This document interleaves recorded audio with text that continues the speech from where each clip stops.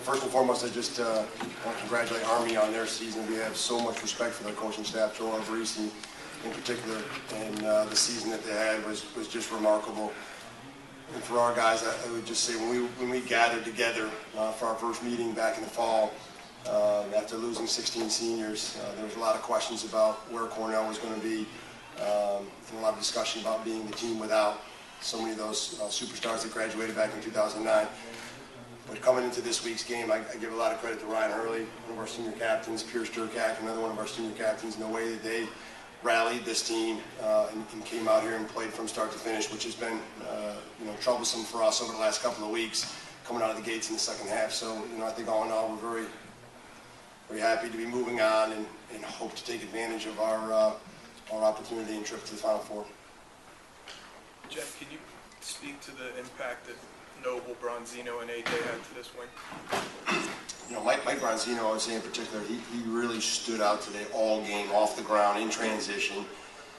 We thought he was going to have his hands full with Garrett Thule today, and he did. We got a lot of respect for Garrett Thule. We got a lot of respect for Army in general. And I think that's why it was so impressive that he did what he did. Not only did he do a great job of maintaining that matchup for the most part, he still got a couple of good shots off, but I thought for the most part he did a great job of covering them.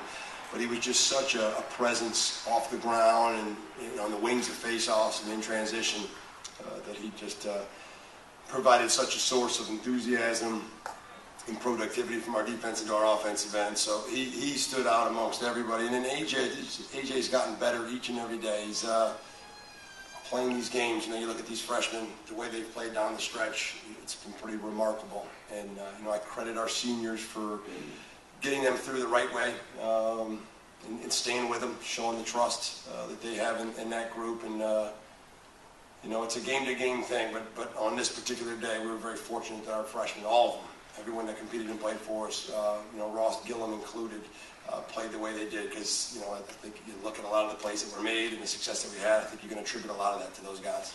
If someone had told you a couple months ago, even in the fall or in February, that this team would go to the Final Four, what would you have responded to back then? When we started this thing back in the fall, we did talk to our captains after it was about a month of workouts and practice, and I said, look, we need to start setting a vision and set our goals for this team. And one of the goals that those guys mentioned was Final Four. And I kind of set them up to say something like that, knowing that we hadn't been practicing all that well. We weren't lifting and conditioning with the heart and the passion of a team that probably deserved to be mentioned in this, sentiment or sentence where Final Four. But they said it. They said Final Four. And I questioned it a little bit because I just didn't think we were doing the right things. We weren't working that hard. We weren't practicing that hard. And we really weren't coming together. But I think as I look back, it's a tough transition with 16 going out in the senior class, 15 coming in the freshman class. We were as young as I've ever seen, at least in my tenure at Cornell.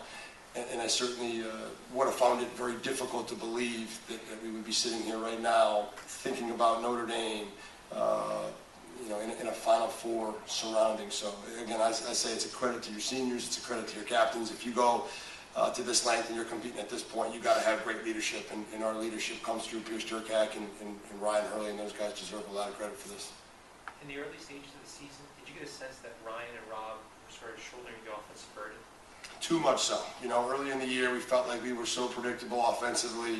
We played Virginia to a 12-4 loss in our own stadium. We were so excited to have them come up to Ithaca, and we were overwhelmed by their athleticism and talent. And they put a lot of pressure on Ryan and Robert, and they forced other guys on our team to make plays, and we just didn't, not at that time.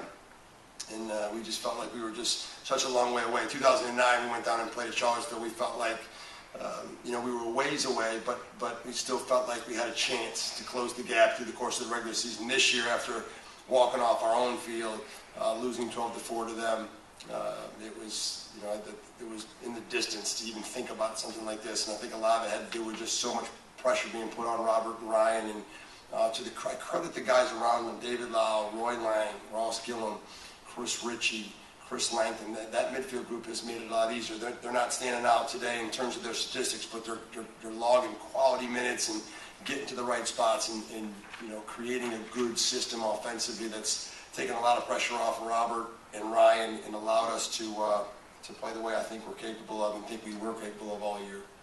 Jeff, as far as much as those heart-thumping wins or losses in the last couple of weeks with those comebacks by the other team in the second half have been, how much do you think that helped you today? And that, you know, you had teams had come back on you and you came out in the second half and said, what? Yeah.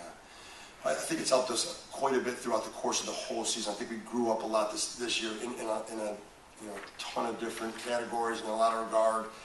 Against Loyola, I mean, we were fortunate against Loyola to have moved on. I mean, Loyola could have probably won that game several times through the overtime period, and I think we could have as well. We just felt fortunate to move on, and I felt like our guys took advantage of the opportunity, knowing that it was so close to packing up and having our seniors go home. And then on the other side of the spectrum, here you are playing a quarterfinal game in Long Island. I mean, the two ends of that spectrum were just too close, and I think our guys really wanted to make sure we took advantage of this. And I think coming into halftime today, we were like, okay, here we are again. Now, the good thing is that we were there again. You know, the glass is half full. The tough part is we seem to take the wind right out of their sails when we go talk to them at halftime, and then we come out and make some, you know, mental mistakes. I felt like we did in the early portion of the third quarter, but I give them a lot of credit. Like Ryan said, I felt like every time Army made a play, our guys believed that they were going to make the next play, and I think the experiences that we had throughout the course of the regular season through the Ivy League Championship tournament really helped in Loyola and certainly helped coming out at halftime today.